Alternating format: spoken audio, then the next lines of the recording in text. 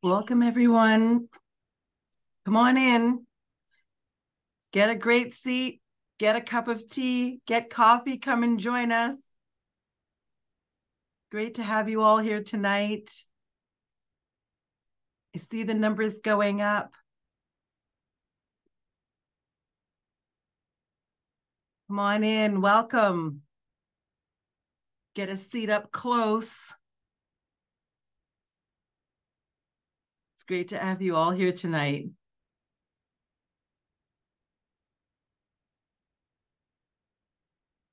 I'm just going to start with some logistics.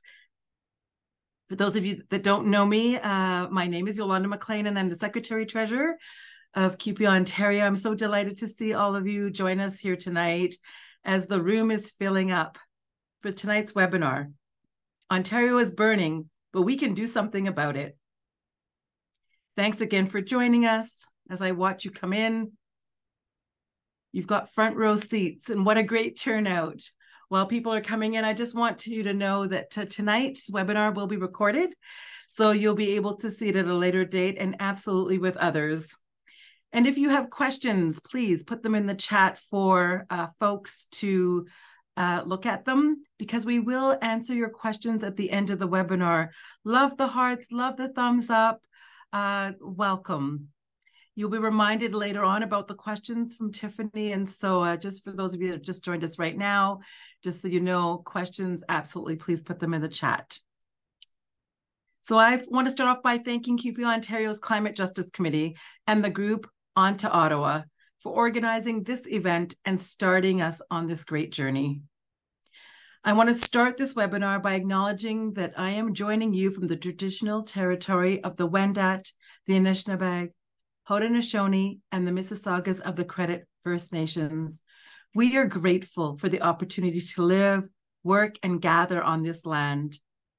Now, of course, where you are in your homes or in your cars or anywhere else, just acknowledge where you're from. Let us be grateful. This year, we've seen some of the worst effects of climate breakdown. We know that there's still worse to come. We feel it every day. And if we don't take drastic action now, then what? So from tonight's panelists, to get us started, you're going to hear from On to Ottawa's tactics and demands in the face of a climate catastrophe. The role of the nonviolent direct action can play in forcing the change that we need, and how unions and their members can become involved. And that is you, how you can get involved. That's why it's so important. We're so happy that you're here tonight. I'm now going to hand things over to Tiffany Balducci, the chair of CUPE Ontario's Climate Justice Committee, who will make the introductions. Good evening, Tiffany. Hi, Yolanda. Thank you so much for that introduction. Thank you for such a warm welcome to our participants that are here. So grateful for that, and so grateful for you, Yolanda, showing up and providing support on this important issue that impacts all of us. And as mentioned, the CUPE Ontario Climate Justice Committee is so excited to be joined by our leadership and special guests and all of you who are here with us today. I will briefly state who our panelists are this evening before we hear from our first speaker. We're joined by folks from the organization On to Ottawa, as Yolanda mentioned, and we will have a more in-depth introductions as we hear from them. But just want to highlight and thank Jillian McGuire and Laura Sullivan for being here this evening. We also will be hearing from CUPE member Holly Marsh a little later on. But our first speaker this evening, we'll just get right to it, has been a leader on the issue of the climate emergency and climate justice and so many issues in the labor movement, CUPE Ontario President Fred Hahn. And for folks who might not be, I always say Fred needs no introduction, but you know, it's important to recognize the work that folks do in our movement. And so Fred, I won't go into the full bio, Fred, don't worry, but I do think it's important to know that Fred is a social worker raised in rural Ontario and became active in CUPE in the 1990s. And when he was president of CUPE Local 2191, Fred led his local through a successful 3-month strike that beat back a long list of concessions. And in 2010, Fred made history when he was elected president of CUPE Ontario the first LGBTQ person elected to lead the province's largest union. And I can go on with all he has led and accomplished. But instead, I'll hand things over to you, Fred. Thank you so much for being here. And yeah, over to you. Thanks. Thanks so much, Tiffany, and thank you so much for not reading the ridiculously long bio that sometimes people read. For me, it's much appreciated, and it is a real pleasure to be here with all of you tonight. I also want to say thanks to the Climate Justice Committee. I know Yolanda did that as well, for bringing us together, for making this happen tonight, for us to start to talk more clearly about the role of unions in tackling the climate crisis. But let's just start by acknowledging what we all know is true. We have just lived through the hottest July ever. And 2023 is on track to be the warmest year on record ever.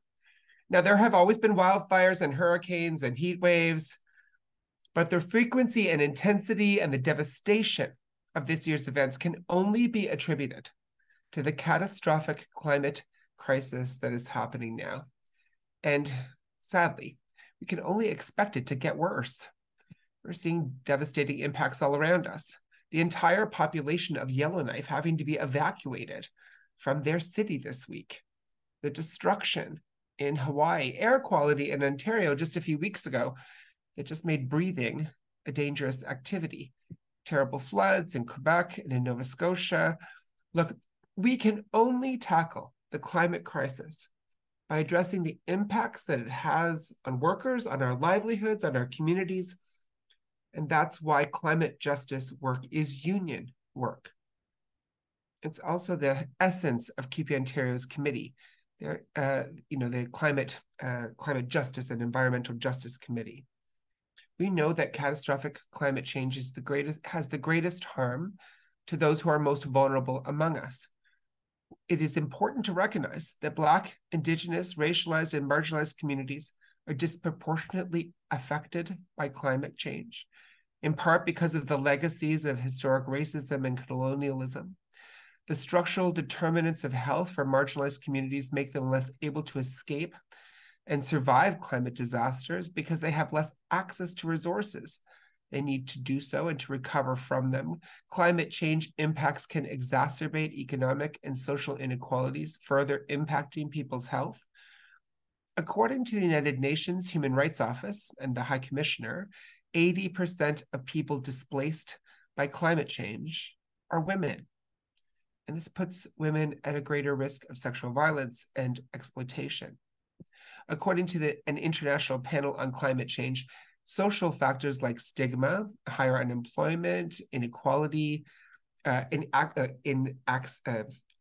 inaccessible safe living spaces also makes it true that certain communities are more vulnerable to environmental catastrophe. Those include 2S LGBTQI+ communities. And the climate emergency, people with disabilities have a higher rate of morbidity and mortality, and at the same time are among those least able to have access to emergency supports. We know that unhoused people can't just close the window when there's too much smoke in the air. People who can't afford air conditioners are going to suffer more in a heat dome. These are sobering facts to contemplate. But as a union, it's our job, it's our role to make sure that we see how all of these events, all of these different groups of people, how it's all interconnected and how we can work together to actually address them, because it is through collective action. It is the only effective response. The climate crisis hasn't always been given the attention that it deserves in the labor movement. Climate justice is just one area that we are beginning to speak more loudly about with more urgency. We have a long way to go. But it is why I am so grateful to QP Ontario's Climate Justice Committee and its members. They've been working tirelessly to put the issues of global climate catastrophe on the agenda of our union in QP Ontario to spread the message to locals all across the province. We're joining with other organizations inside the labor movement and outside our movement, like On to Ottawa, because we and the Climate Justice Committee know that taking steps to have working with others is the only effective way that we're going to be able to stop the impacts of climate change and to help workers deal with the impacts that we're seeing today. It's not something we can tackle alone. Now, we know this in the labor movement. Our whole movement is based on the power of collective power to make change. It's how unions work. When On to Ottawa talks about non-violent direct action, it should be real familiar to us, as CUPE members. After all, that's what going on strike is. We do have a few of those going on at the moment. We know very well that when workers take collective action, we can make big change.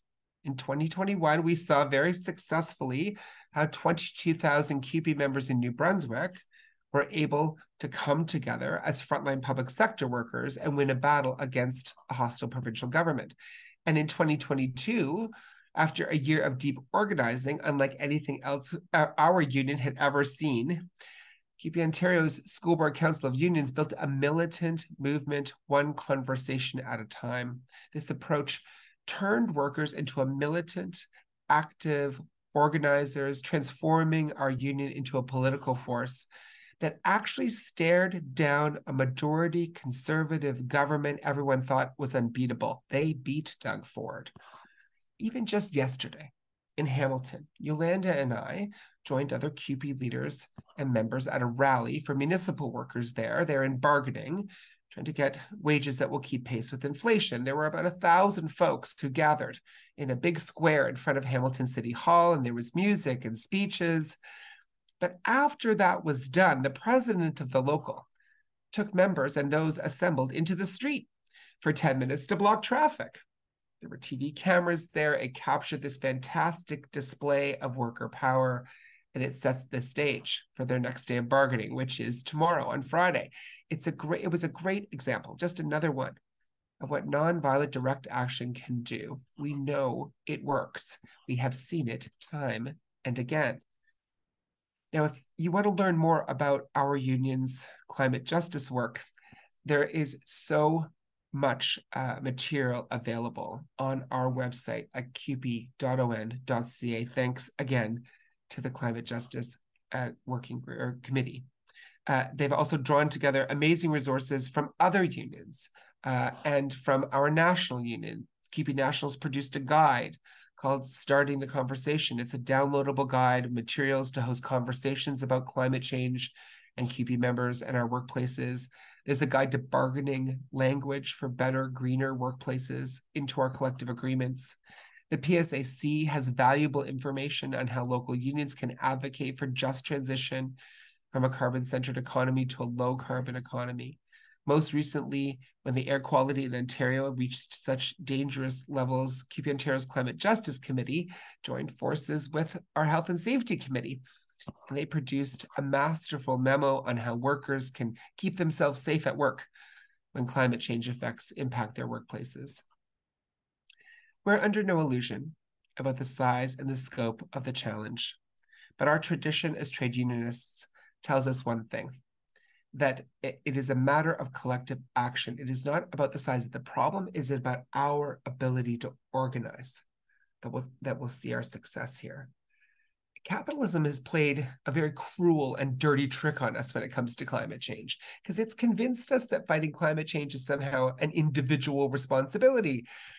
It's taken us all too long to understand the reality that inaction on the climate crisis is down to the operatives of capitalism who put profit before people, who put profit before the planet. You might know this story. I'm sorry if it's familiar to you, but it's a good example of how fighting the climate crisis has been, structured, packaged as an individual responsibility. The term carbon footprint was actually created by British Petroleum, or rather their ad agency. They coined the term in the early part of the last century. Subsequently, we get carbon footprint calculators, all in an effort for us to reduce our own carbon footprints. Meanwhile, the fossil fuel industry remains virtually unaccountable for the damage that it does on an ongoing basis to our environment. It gets downplayed in their role, gets downplayed in catastrophic climate change, and our democratic institutions have failed to hold the right players accountable, our role as a unit has always been to help people see how the forces of capitalism are arrayed against working people, but how when we join together, we can fight back and win against them. That's why I'm so encouraged to hear about On to Ottawa's commitment to direct action, taken collectively. It is part of our trade union tradition in the labor movement. It is part of so many other successful traditions that have made real change in the history of our civilizations. It's what inspires us to join forces with groups like On to Ottawa, so we can contribute our numbers and our voices and our experience when it comes to these issues and fighting for climate justice. We're delighted to work with you all. We encourage our members to get involved, to help to advance these goals, because we know that this fight can only be won. It can only be won when we work together. Thanks, everyone. Wow, thank you so much, Fred. I see the applause, the virtual applause coming through, and while you were speaking, the hearts and the celebratory horns and the thumbs up. So once again, I think that was, just thank you so much, Fred, for articulating that so clearly. So often we demonstrate the way unions can show leadership, where sometimes other institutions aren't quite there yet. So thank you for articulating that in very tangible ways. Now we will hear from Holly Marsh, who is a CUPE member from the childcare sector and a member of the Climate Justice Committee. Over to you, Holly. Hi, Sago everyone. My name's Holly. I'm coming to you from Treaty 14 territory. I'm, as Tiffany mentioned, a registered early childhood educator. I'm also a certified forest and nature school practitioner, a permitted monarch conservationist, meaning I hold a permit. I'm the diversity officer for CUPE Local 2484, and I'm also a student in the Masters of Social Justice Education program at OISE, doing a collaborative specialization in environmental studies. So I have a pretty also extensive background in working in urban agriculture initiatives. I do adult education around place-based pedagogy, and I've committed to taking on acts of reconciliation with an Indigenous organization in my community. That being said, I have climate anxiety, clinically. Health risks associated with exposure to some of the more tangible and immediate effects of climate change, such as high temperature and poor air quality, are facing workers all over the world right now. In Ontario, this affects workers in different sectors in different ways, as Fred mentioned before. I spend my time at work creating an ethic of care with the world around us to the tiny little humans that will inherit both the beauty and the pain of the world. But they're going to have to live here on it in the meantime. And they're going to live here with us too until that time comes. So we're stuck in this mess together. These children, these little tiny ones with their still developing bodies and lungs and brains and bodies and minds, will be born into an environment that will begin to affect them immediately. As an educator, knowing that these children will be faced with the very real and very imminent results of being born into a toxic environment, I'm able to recognize that these children will need very specific skills in order to cope with what's coming their way. Today's children will need to compete with the complex intersection of limitless AI and the finite nature of planetary existence. How will they manage the stress of it all? I can barely manage the stress of it all, and I'm a 40-year-old adult. It's a society that seems to relentlessly push the limits of our tolerance to being just treated as these infinite commodities who just live to produce and consume endlessly, that I'm worried about for them. Who will teach them how to manage? Who will teach those teachers how to teach them how to manage? Who will fix the education system in Canada so there's less inequality so that these things can actually happen? These are the kinds of things that cause me to have moral injury when I'm met with the limits of my ability to be out on the earth with the little children in my care. It's one thing to feel frustrated by the limitations that are, for example, related to a policy, something that maybe can be changed in the future. It's another to feel frustrated that the very thing that you love and are trying to protect is pushing you away. Or, as is the case right now in Canada, it's actually on fire and it's unsafe. It's a different sort of moral injury when the frustration's so deep inside you that it begins to feel like it's literally breaking you. That's what these children are going to be inheriting. Early childhood educators are so many things. We're so many things, we wear so many hats, and we juggle them continuously through our whole day. And that's true of a lot of professions, but a lot of professions don't have to do it with a constant loop of Baby Shark and Let It Go in the background. So I a little bit feel like ECEs are the hidden in plain sight superheroes in our society. Well, I'm here to just say to everyone that it doesn't have to be this way. It doesn't have to be that we have moral injury because we're being forced into not practicing our profession the way that we want. We can come together and stand up against this. Being able to work outdoors for 2 hours a day is one of my favoriteest parts about being an ECE. I love it. I love that I have to work out outdoors 2 hours a day, every day. Rain or shine, cold weather, it's all good. And to be honest with you, when it's beautiful and warm and sunny, I literally feel like everybody else is jealous of us. Our jobs are hard, but it's one of the payoffs. And it's one of the ways in which us in our workforce, we regulate our mental health. It's kind of an added perk that we have. The children love being outdoors just as much as we do, and it's just as beneficial to them as it is to us. We know that there's developmental outcomes related to social, physical, emotional, and mental health for both them and for us. It allows the children to connect with their place, to feel that they belong. Those connections, those aha moments, being present and engaged in meaningful relationships with the more than human world are why I do this job. To see those connections, those lives become more fulsome because those children are connected to their place, to their community, and I'm a part of it, is one of the reasons why I love ECE so much. Our health depends on these connections. Everything is connected.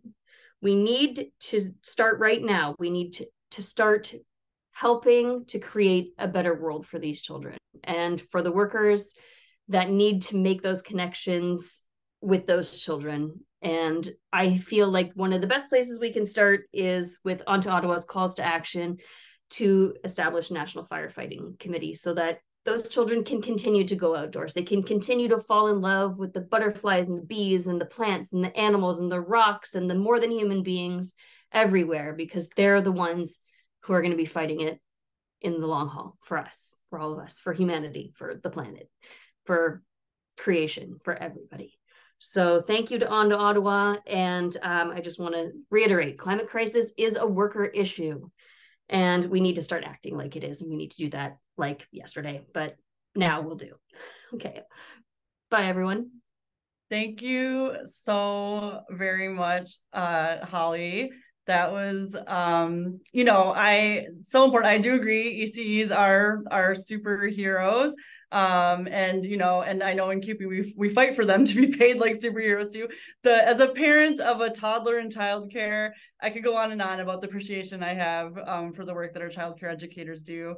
And I do see firsthand how you mentioned on days that it's too smoky for my toddler to go outside at all while at childcare. She has a harder time winding down even to fall asleep that night, or regulating, toddlers have a hard time regulating emotions anyway, but even harder when they haven't had a chance to do the nature walks like you spoke to, or play outside, simply because now there are smoke days along with snow days. So we don't want this to be the only kind of world that my toddler knows, or that they only to see it get worse and worse, or any of our children or us. So thank you so much, Holly.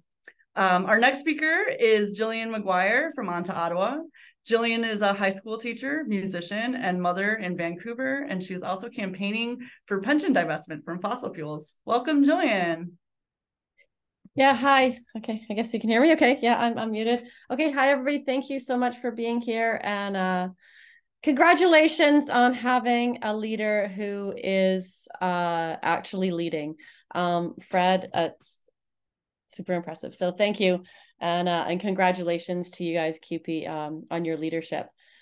Yeah, I've been a teacher in so-called Vancouver, Squamish, Musqueam, Tsleil-Waututh territory for about 25 years. And, you know, throughout those 25 years, I've been involved in a number of campaigns. I've written to my elected officials, I've waved signs, I've signed petitions, I've started petitions. And I've donated to campaigns. I've been a part of the Green Party. All the things, I've done all the things, right? And nothing has worked. And I think we need to be honest about that with ourselves, that although many of us have worked really, really, really hard, nothing has worked. And I've sent over 5,000 kids out into the world. And I am gutted at the future that they have in store for them. So, they have done, for the most part, what we asked them to do. They studied, they worked, not all the time, but, they gave it, they're giving it, the best effort that they have. They've, applied for university, they've gotten scholarships. And in some cases, like Laura, have become engineers, and they did everything they were supposed to do, and they don't have a future the way it stands right now. Fred listed many of the disasters, but you guys know this, right? Like when I found out that I was doing this talk, I was going to be talking about the Donnie Creek fire. And since then and now, we have had,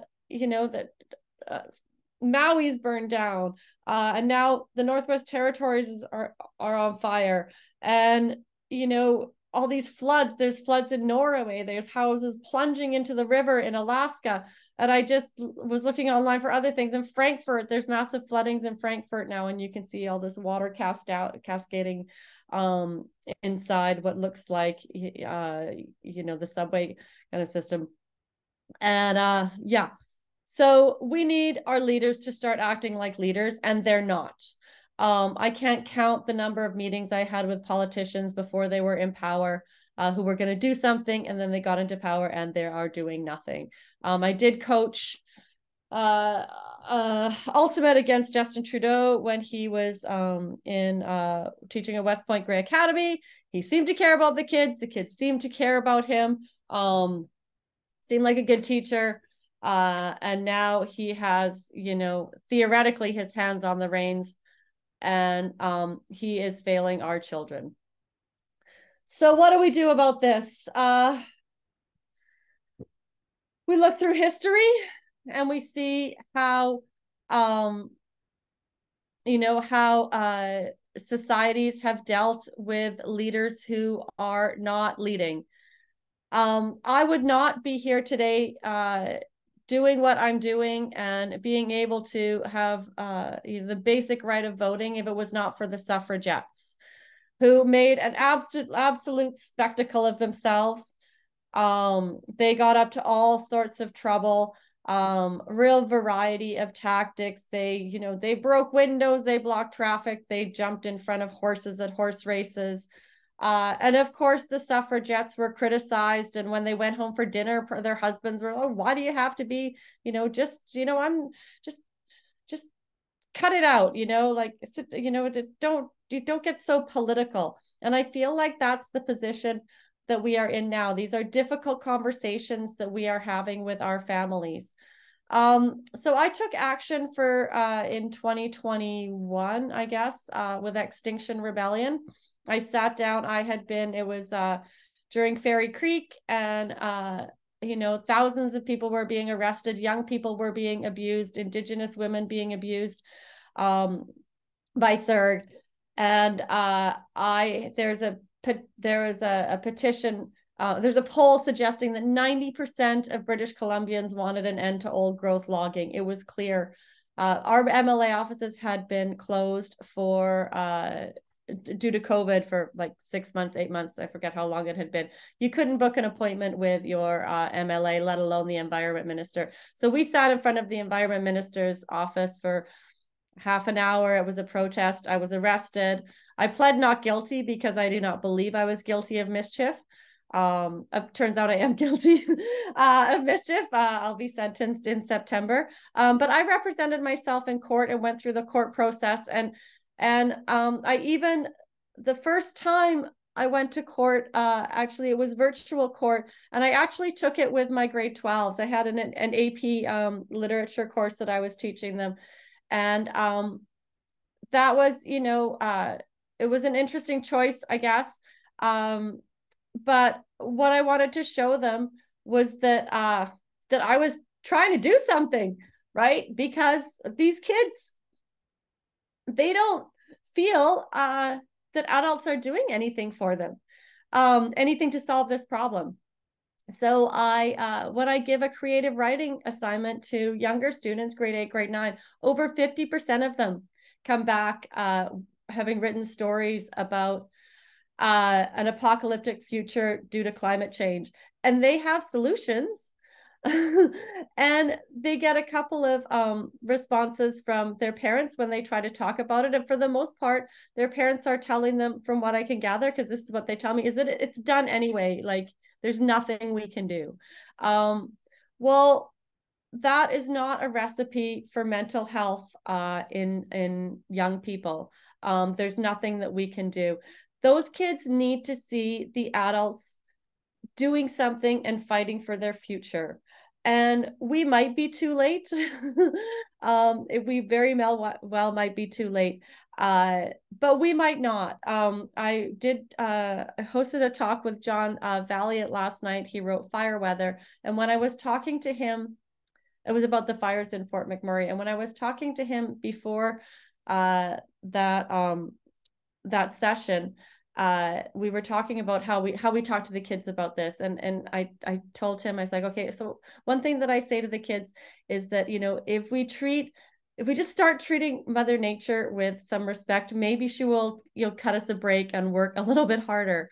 And his response is something that I'm holding on to in hope. Is he said, we've been burning steadily for 200 years. And if we just stop burning, he said, the natural state of nature is abundance. And if we stop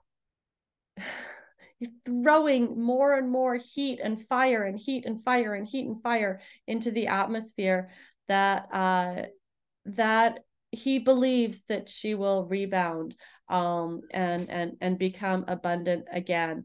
And so, yeah, so on to Ottawa. So, yeah, so I did that. And then now I have joined with On to Ottawa.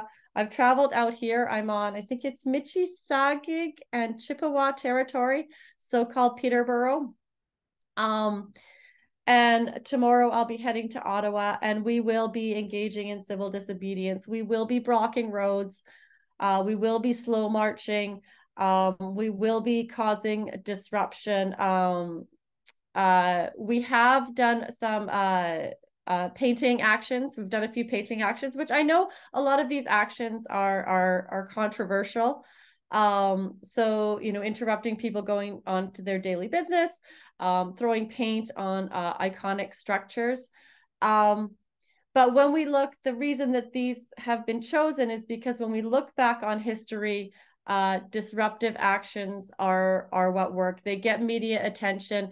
They create a social tension and that everybody is, even if they hate you, and they probably will, you know, Martin Luther King was not popular when he died. He had a huge, he was hugely disapproved of. I think 75% disapproval rating, something like that. I can't remember the number.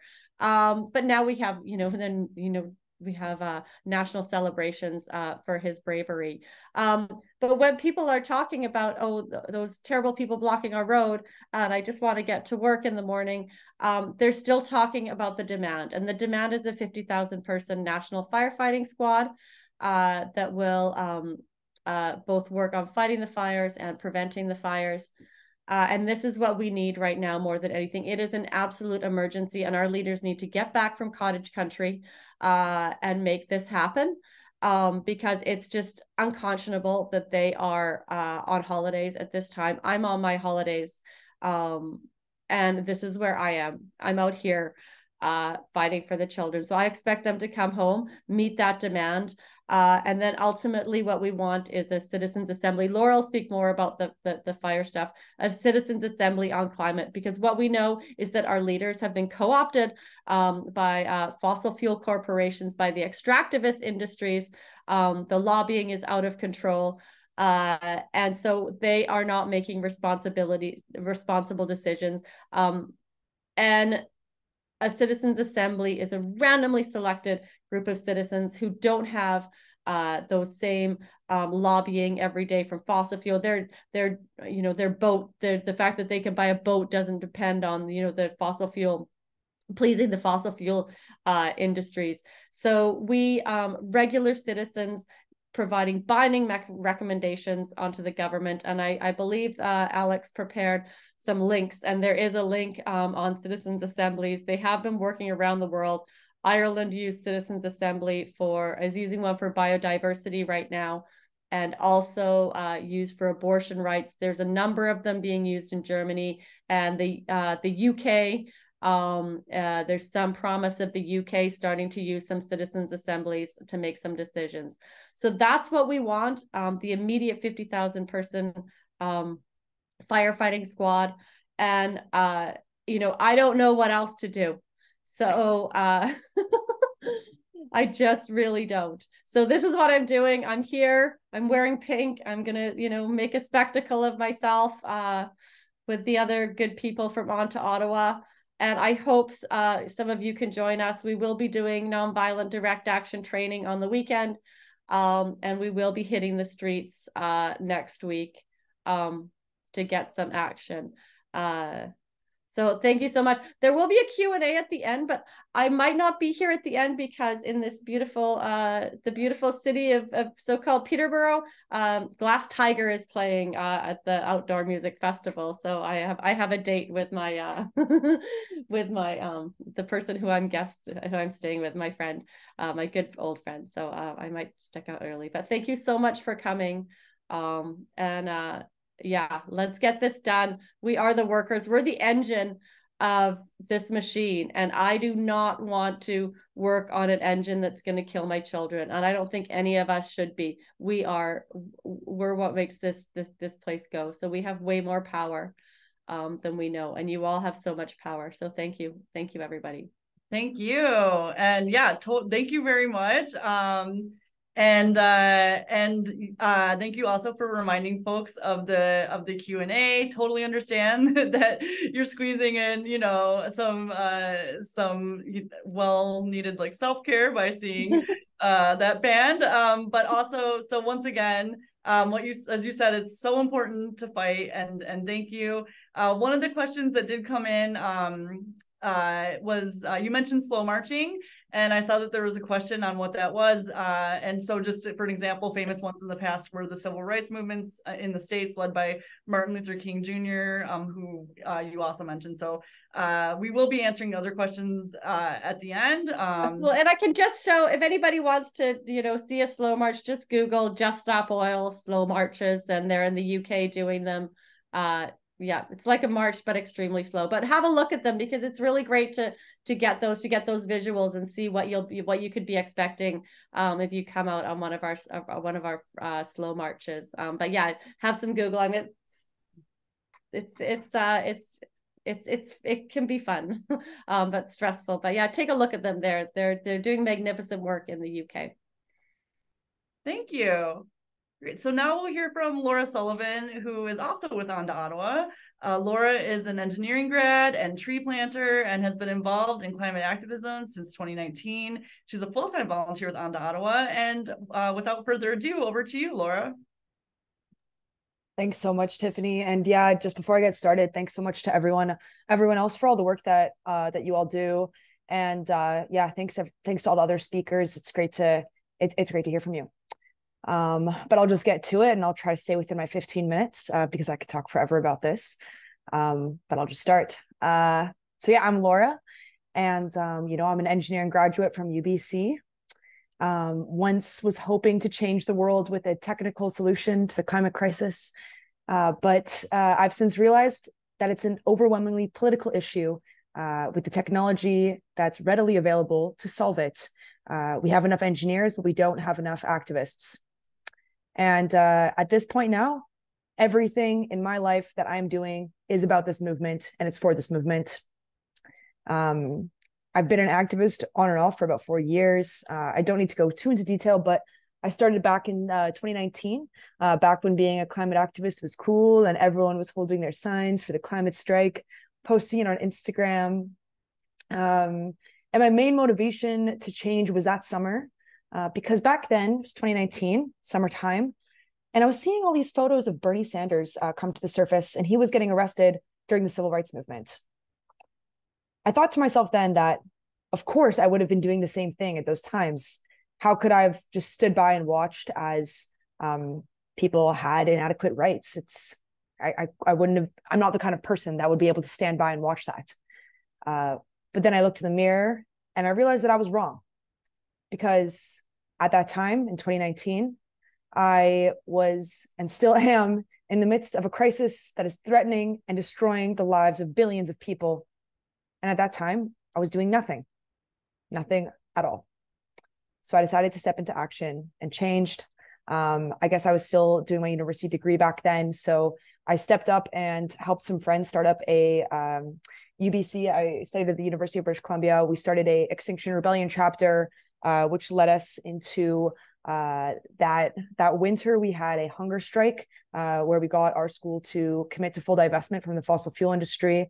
But obviously since then, I've been involved in some different campaigns, realizing that there's some bigger fish to fry. So yeah, I've been working with On to Ottawa since its induction in January. And I know Jillian has just mentioned that there were some painting actions that are quite controversial, and I am behind 2 of those. And I've been arrested twice for this movement already. And I don't plan to stop until we win. Yeah, I was arrested for smearing pink paint on a woolly mammoth in the Royal BC Museum in Victoria. And I was also arrested recently for putting a bunch of washable paint on the Toronto sign.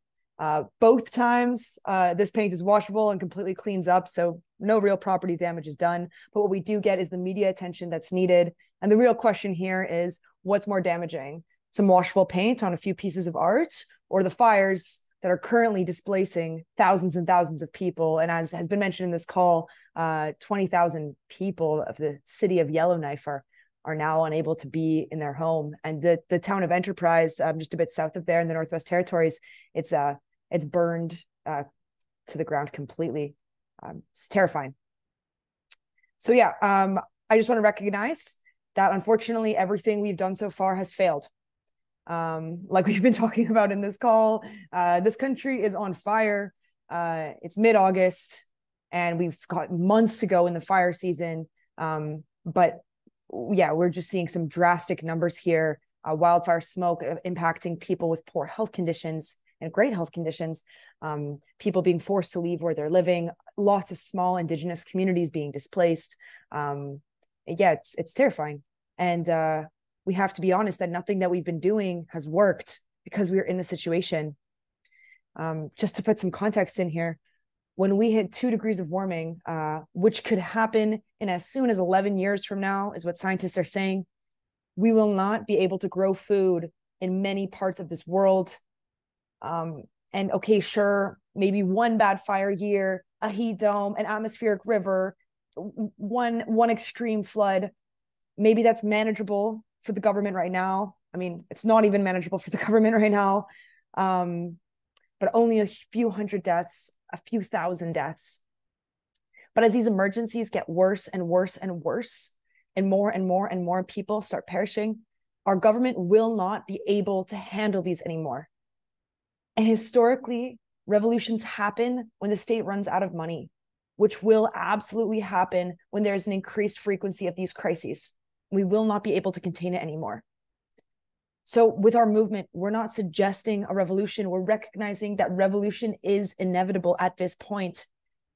And in our complacency, if we don't organize non-violently and peacefully and effectively right now, We are actively creating the situation for societal collapse, and revolution will happen, but in a violent way.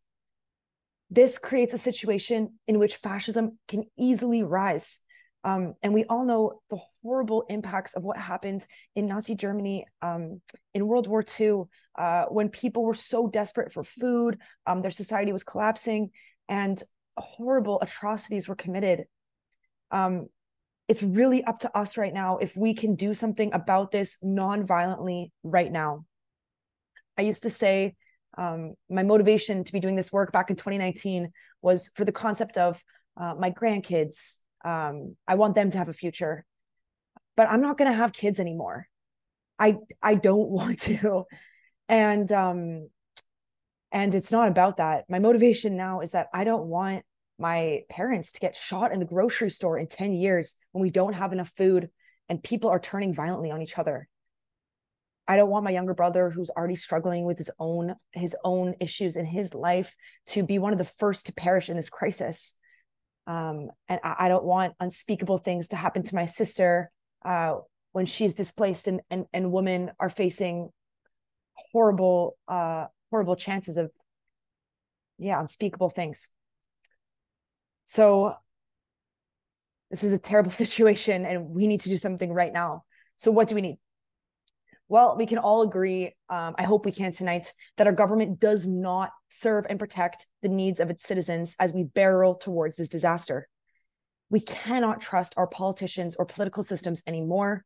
So we need a new method of creating change, which is citizens' assemblies. That is the bread and butter. That is the bottom line demand of On to Ottawa, is that we are pushing for citizens' assemblies, a new form of democracy that bypasses corruption. This is when ordinary people, not career politicians, ordinary people who are semi-randomly selected, and they're a group of citizens that's demographically representative of this country, they come together, are educated on the crises at hand, and are able to make legally binding decisions. But our government, as we know, isn't even handling the current situation. We are in the worst fire year we've ever seen. And yeah, like I'm a tree planter. I mean, I don't like to identify as one, but it's how I pay the bills so I can do this work. But when I was up north this summer, I was working in an area that I've been working in for 4 years, and it was 30 degrees in May this year, while 4 years ago it was snowing. I did not see any rain. The foresters were telling me that most of my trees wouldn't grow, and anything that I planted in northern Alberta over the 3 summers prior, which by the way is over probably 600,000 trees, most of them have burned to the ground. So yeah, we're in a rough situation fire-wise, and we don't even have the capacity right now nationally to contain it.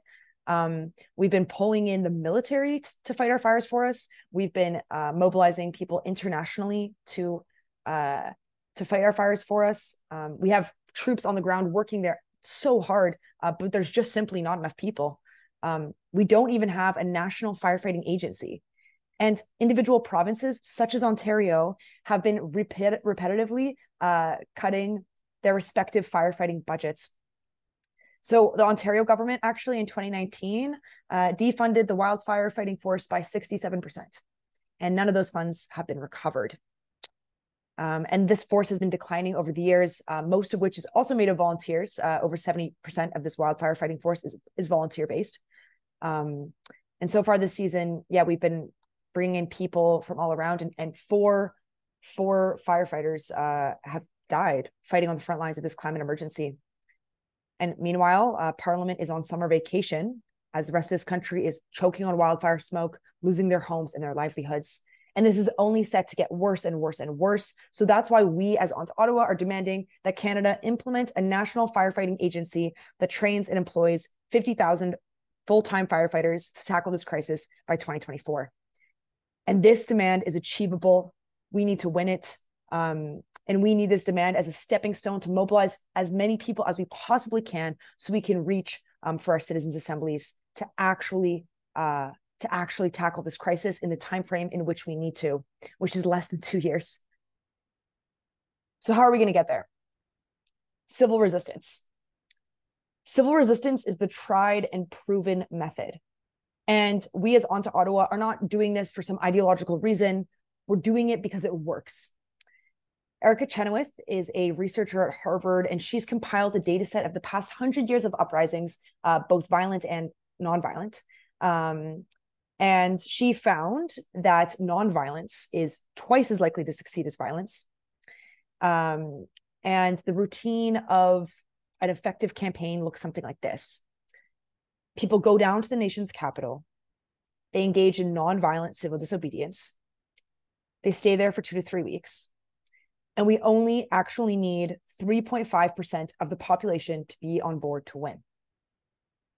So once a critical mass is achieved, so that looks like thousands of people in the capital breaking the law, then we have a 55% likelihood of success according to this research. And there's a lot of examples that I could go over. I know Jillian mentioned the suffragettes, but I do want to go through an example. And this example is the Freedom Rider episode in the 1961 in the American Civil Rights Movement. And at this point in history, Black people in the Deep South of the United States had spent 90 years getting nowhere on the virtual slavery situation that they faced.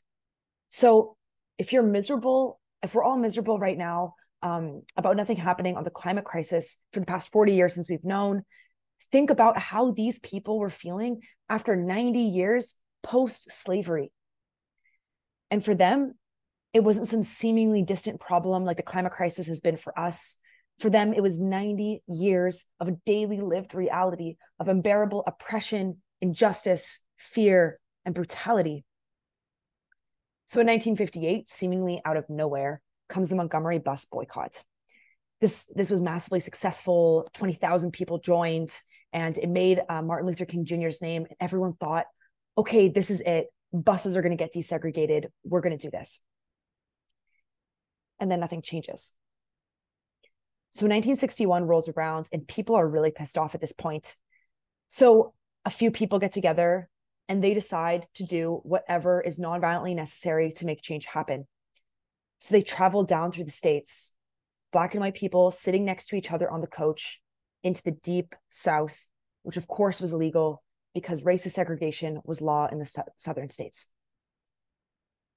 So the Freedom Riders didn't stop in Virginia, where maybe they would have been arrested and sent back, but they went down into the heart of darkness, into the most brutally racist state in America.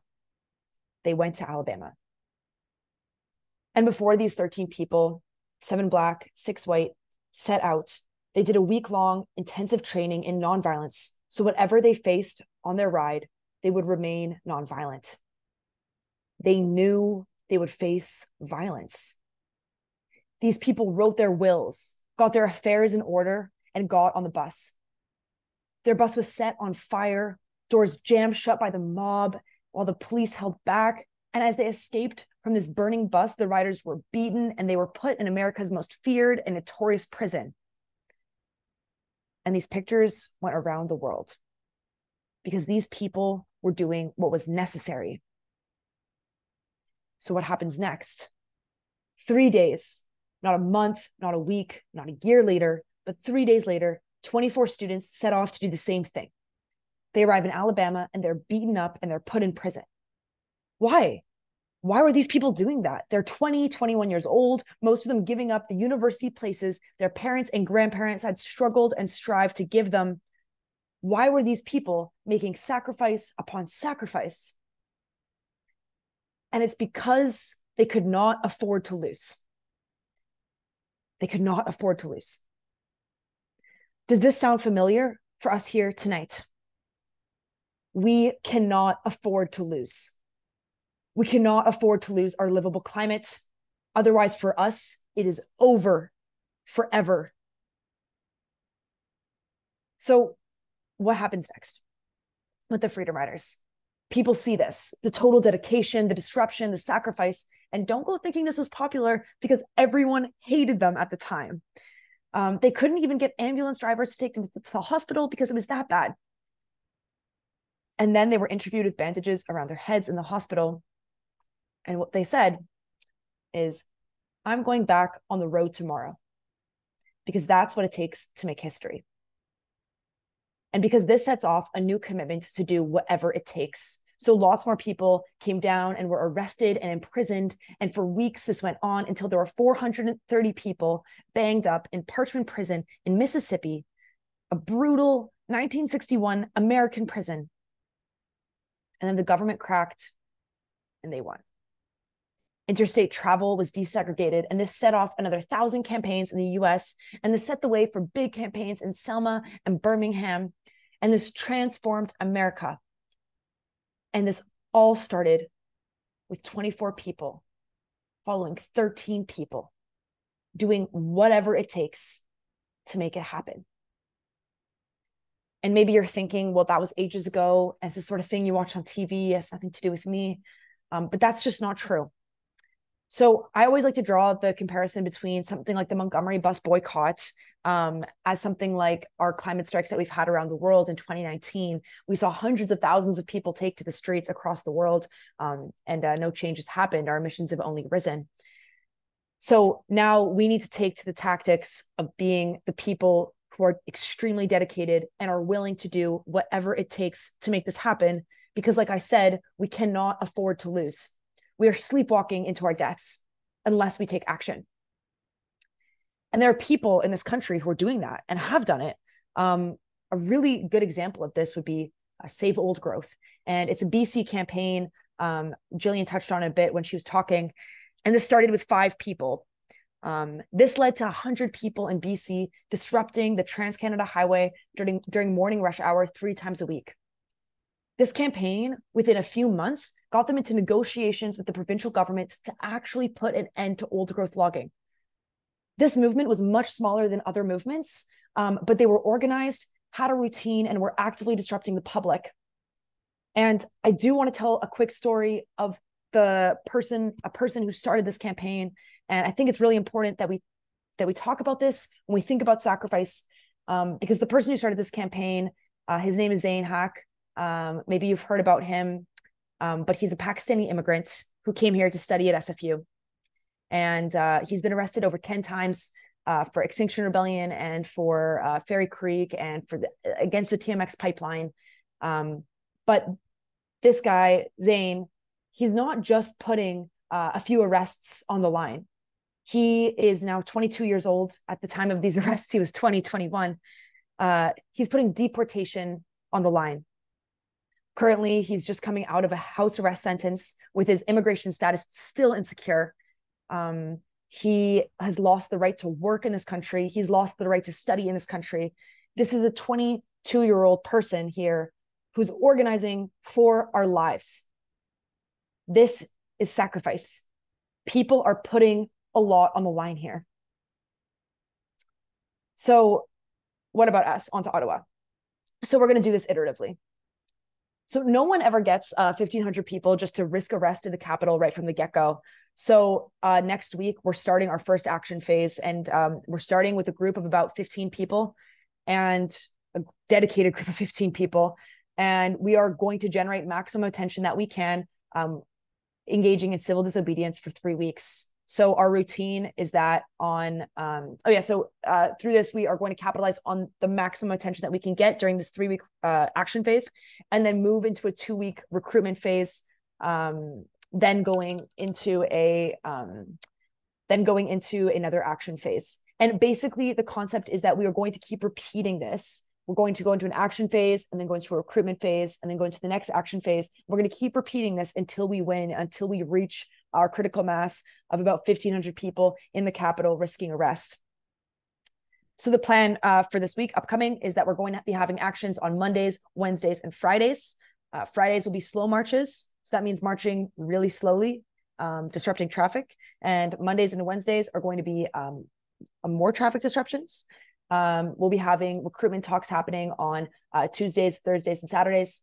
And then on Sundays, we'll be having a general assembly where nonviolent direct action training is provided. With the exception of this upcoming weekend, we're doing a special September 19th nonviolent direct action training. So there's a few ways you can get involved here. I'm sorry, I think I've gone a little bit over time. I'll really wrap this up quick. You can sign up, fill up the Action Network form. I'm not sure if it's been posted to the chat, Yeah, you can fill in this Action Network form and sign up to engage in civil disobedience in Ottawa this action phase or the next. And if you can't do that, you can sign up to help with recruitment, which is like organizing talks, putting out leaflets, simple as that, but extremely helpful to the campaign. If you can't help with that, we really, really need donations right now. So like, please sign up for a recurring monthly donation on our Chuffed. And we also have an e-transfer. We really need money to make this movement work. Anyways, so for everyone sitting around here tonight, if we want a future, we have to reach for it. It's not going to be given to us. We have to fight for it.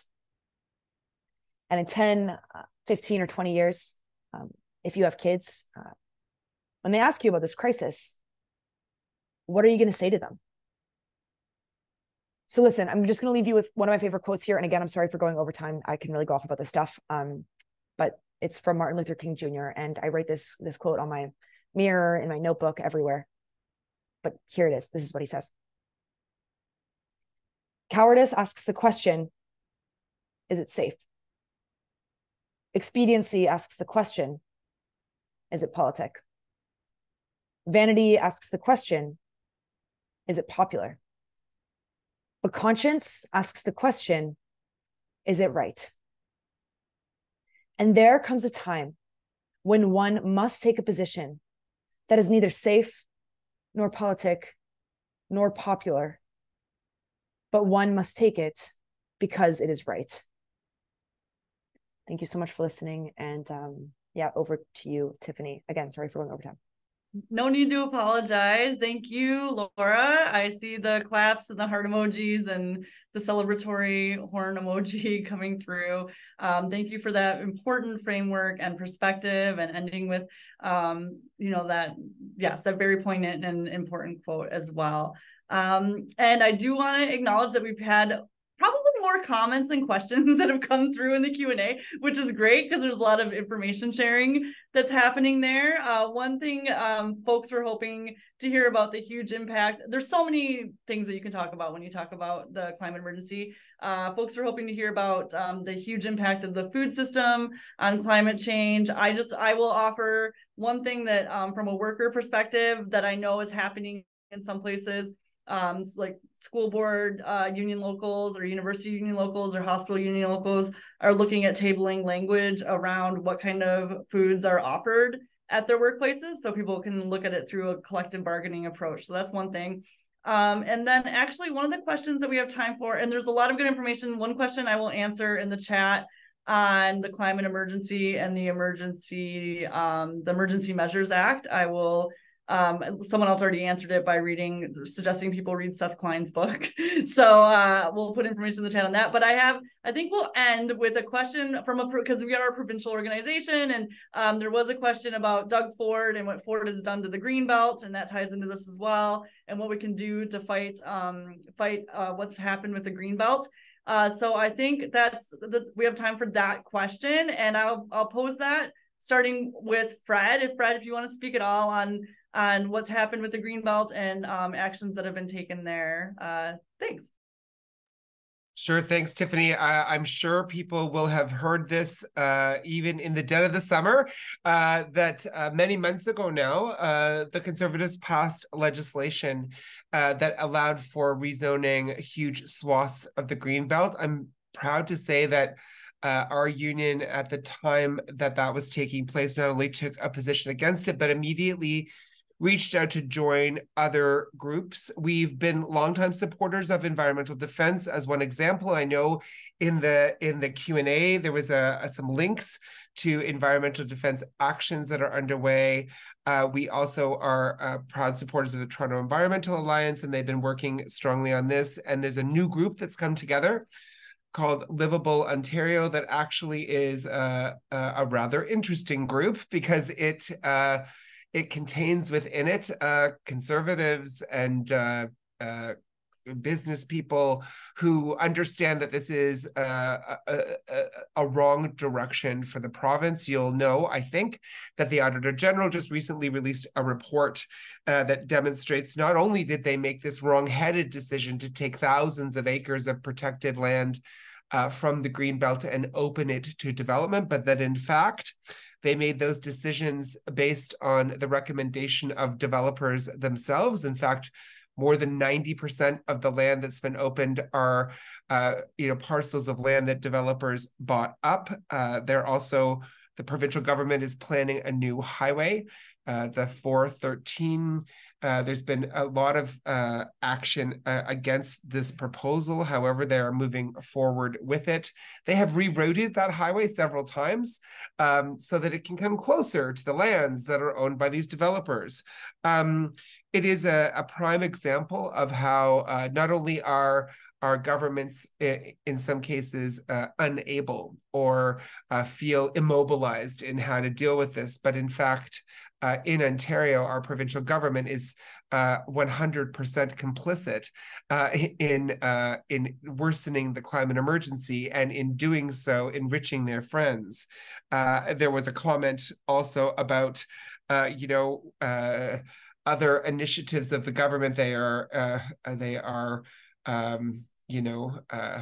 supporting the building of additional for-profit nuclear facilities. The Green Energy Act passed by the previous Liberal government was only meant to enrich the private sector. It was all privately done. There are real problems here, but I will say that alongside some of the incredible work that folks like On to Ottawa are doing in general around the climate crisis, and in particular pushing the federal government to enact citizens' assemblies and to hire permanent full-time firefighting forces, a national firefighting force, everyday folks are coming together. Just the other day, a couple hundred people in the middle of August, in the middle of the summer, showed up in front of Minister Bethan Thalvy's office in Durham Region.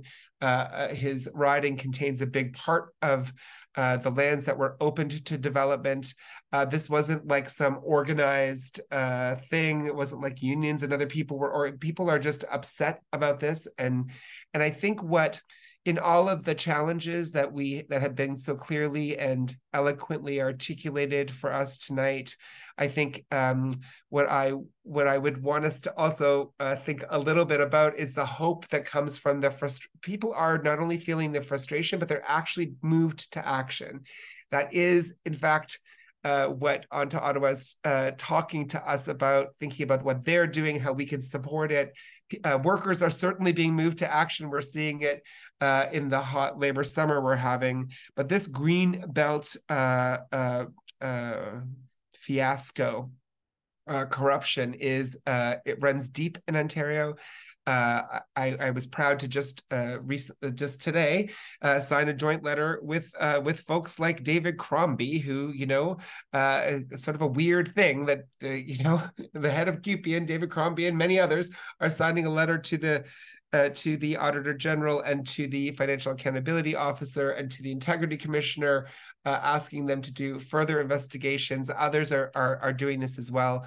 So alongside the kind of regular letter writing, there are people coming together to fight back against this initiative. It is a horrible plan, done only to enrich the friends of the Premier, but it will also further the climate emergency in our province. There is no question about it.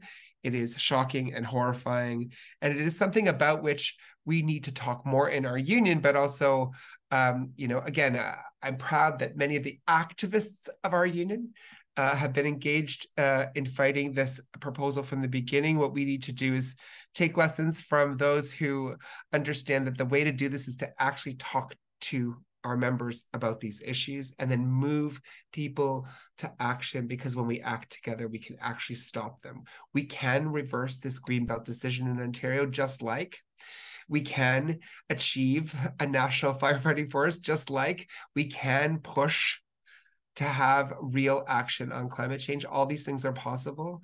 It takes us building the hope and the capacity in people to understand that when we act together, we can make a difference. Well said. Thank you again for that background information and for that, message of hope, because sometimes things can get in our work, things can get, a little bit, it can be a lack of hope there. So appreciate that as well. And thank you so much to our panelists this evening and to those who have taken the time to tune in. Whether you're watching this live right now or a recorded copy later on. Thanks again, CUPE Ontario, Fred and Yolanda, for co-hosting this with the Climate Justice Committee and Onto Ottawa. And yeah, let's feel that urgency. Let's organize, protest, and demand change from our governments and corporations.